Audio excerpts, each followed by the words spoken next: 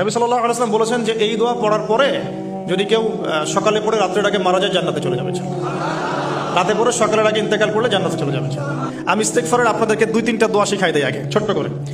1 number, যারা একটু পড়াশোনা করেন মাশাআল্লাহ তারা এইটা পড়বেন, সাইয়্যিদুল ইস্তেগফার। সাইয়্যিদুল ইস্তেগফার আমার সাথে বলবেন, আল্লাহুম্মা আনতা রাব্বি লা ইলাহা ইল্লা আনতা খালাকতানি আনা আবদুক ওয়া আনা আলা আহদিক ওয়া ওয়া'দিকা মাসতাতা'ত আউযু বিকা মিন শাররি মা সানা'ত আবুউ লাক বিনি'মাতিকা আলাই ওয়া আবুউ বিযানবি ফাগফিরলি ফাইন্নাহু লা ইয়াগফিরু যুনুবা ইল্লা আনতা।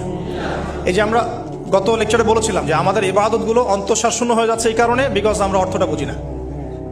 এই যে দোয়াটা আপনি করলেন, নবী সাল্লাল্লাহু আলাইহি ওয়াসাল্লাম বলেছেন যে এই দোয়া পড়ার পরে যদি কেউ সকালে পড়ে রাত্রের আগে মারা যায় জান্নাতে চলে যাবে। রাতে পড়ে সকালের আগে ইন্তেকাল করলে জান্নাতে চলে যাবে। তো কি পড়লাম? আল্লাহ পাক বলছেন, নবী সাল্লাল্লাহু আলাইহি ওয়াসাল্লাম বলছেন, আল্লাহুম্মা হে আল্লাহ আনতা রাব্বি, আল্লাহ তুমি আমার রব, খালাকতানি তুমি আমাকে সৃষ্টি করেছো, আনা আবদুক আমি তোমার বান্দা, ওয়া আনা আলা আহদিকা আমি তোমার সাথে যে অঙ্গীকার করেছি এর উপরে আছি, মাস্তাতা'তু থাকার চেষ্টা করছি, আমি সাধ্যমতো থাকার চেষ্টা করছি। আবুউ লাকা বিনি'মাতিকা আলাই আমার উপরে আমার যে উপরে তুমি যে নিয়ামত দিয়েছো আল্লাহ এগুলো আমি স্বীকার করছি। হে আল্লাহ তুমি আমার উপর যত নিয়ামত দিয়েছো আমি স্বীকার করছি। ওয়া আবুউ বিযানবি আমার যত গুনাহ আল্লাহ সব স্বীকার করছি। এইভাবে যদি বান্দা আল্লাহর কাছে দোয়া করে আল্লাহ মাফ করবেন না? সুবহানাল্লাহ। ফাগফিরলি আল্লাহ আপনি আমাকে মাফ করুন, ফাইন্নাহু লা ইয়াগফিরু যুনুবা ইল্লা আনতা, কারণ আপনি ছাড়া যুনুব কেউ ক্ষমা করতে পারেন। ব্যাস এইভাবে বুঝে বুঝে, এটা যদি না পড়েন অ্যাটলিস্ট এতটুকু, আস্তাগফিরুল্লাহাল্লাযী লা ইলাহা ইল্লা হুয়াল হাইয়ুল কাইয়্যুম ওয়া আতুবু ইলাইহি, এইটুকু।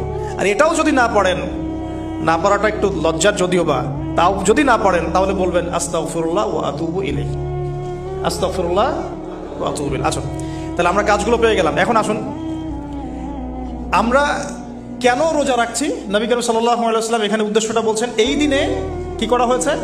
মুসা আলাইহিস সালাম এবং তার কওমকে নাজাত দেওয়া হয়েছে, ফিরআউন তার কওমকে ডুবিয়ে দেওয়া হয়েছে। এই তো এই রোজার সাথে কিন্তু হুসাইন রাদিয়াল্লাহু আনহুর কারবালার শাহাদাতের কোনো সম্পর্ক নাই।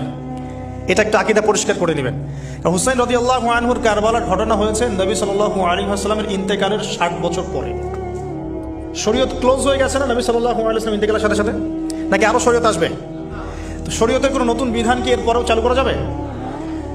এই দিনে অনেক ঘটনা ঘটেছে, এই ঘটনাগুলোর সম্পর্কে কিছু দুর্বল বর্ণনা আছে বিধায় আমি বলছি না পাবলিকলি। বলা হচ্ছে এই দিনে নূহ আলাইহিস সালামের কিস্তি, ওই যে কিস্তি প্লাবনে ভেসে ভেসে এই দিনে জুদি পাহাড়ে এসে নোঙর করেছে, এরকম